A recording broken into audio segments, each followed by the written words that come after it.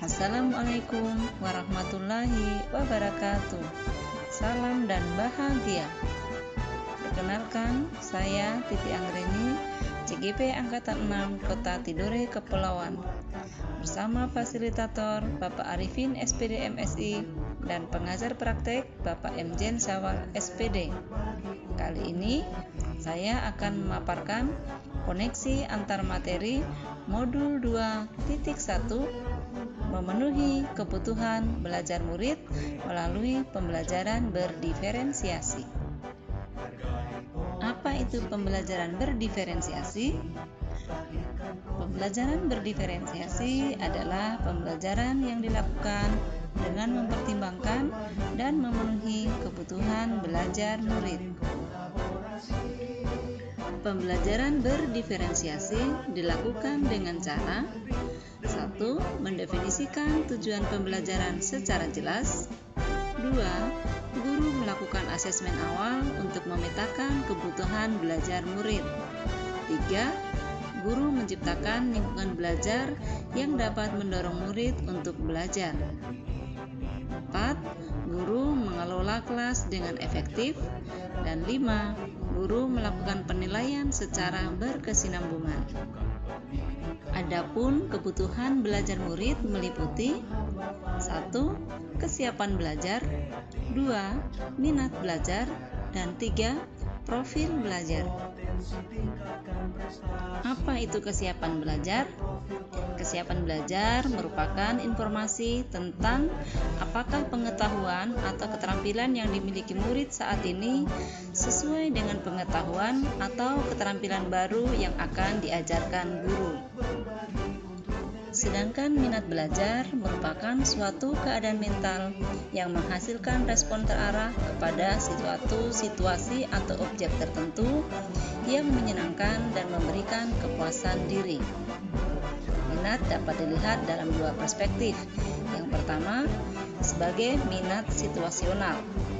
Dalam perspektif ini, minat merupakan keadaan psikologis yang dicirikan oleh peningkatan perhatian, upaya, dan pengaruh yang dialami pada saat tertentu.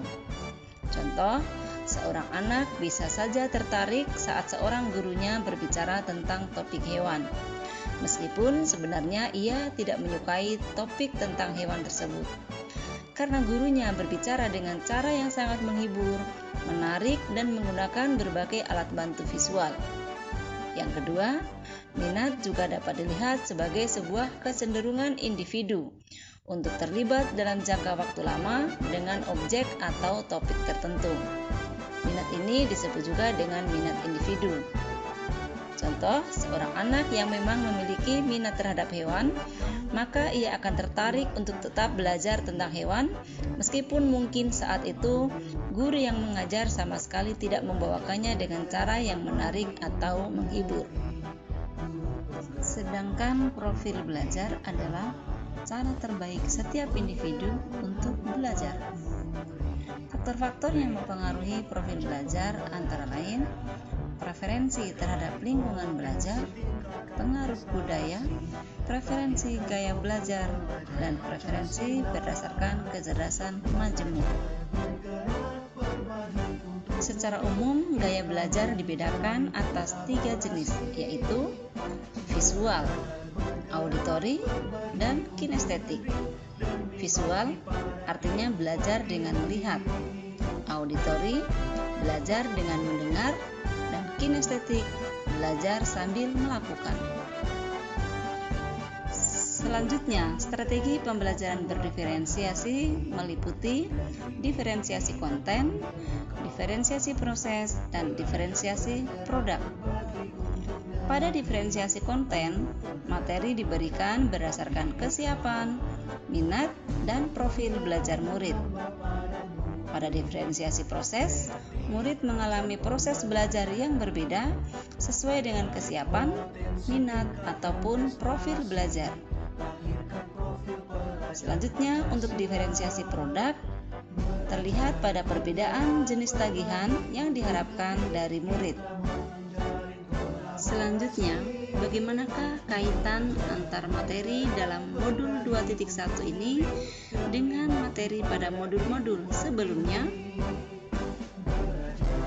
Adapun kaitan filosofi pemikiran Ki Hajar Dewantara dengan pembelajaran berdiferensiasi, yaitu bahwa menurut Ki Hajar Dewantara, setiap anak adalah unik dengan bakat dan kodratnya masing-masing.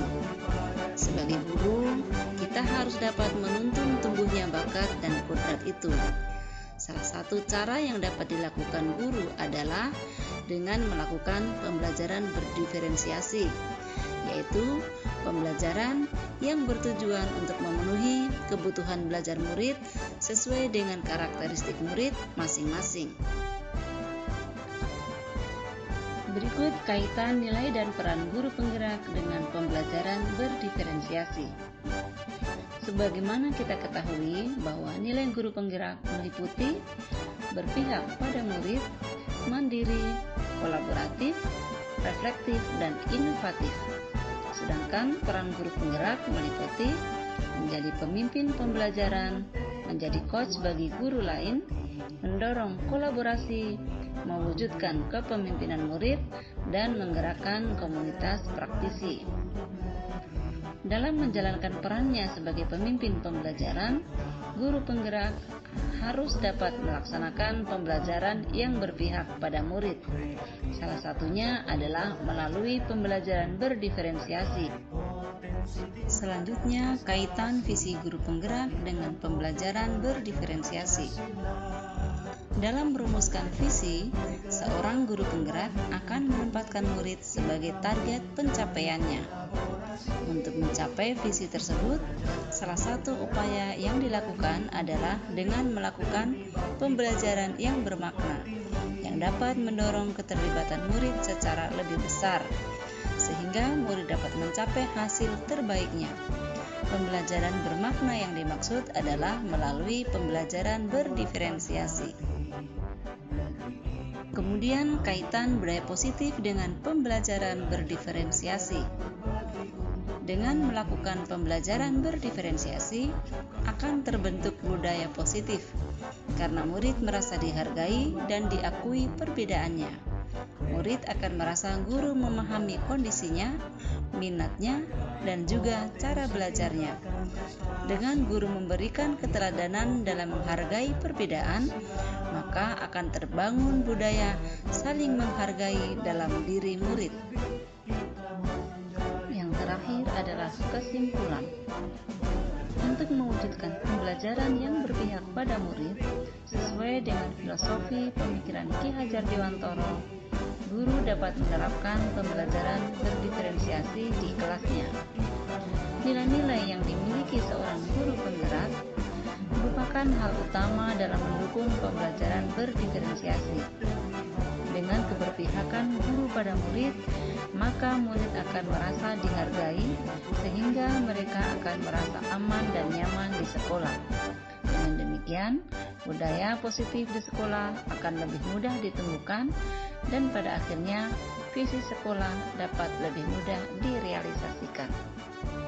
Demikian paparan koneksi antar materi modul 2.1 dengan materi-materi pada modul sebelumnya. Terima kasih atas segala perhatian.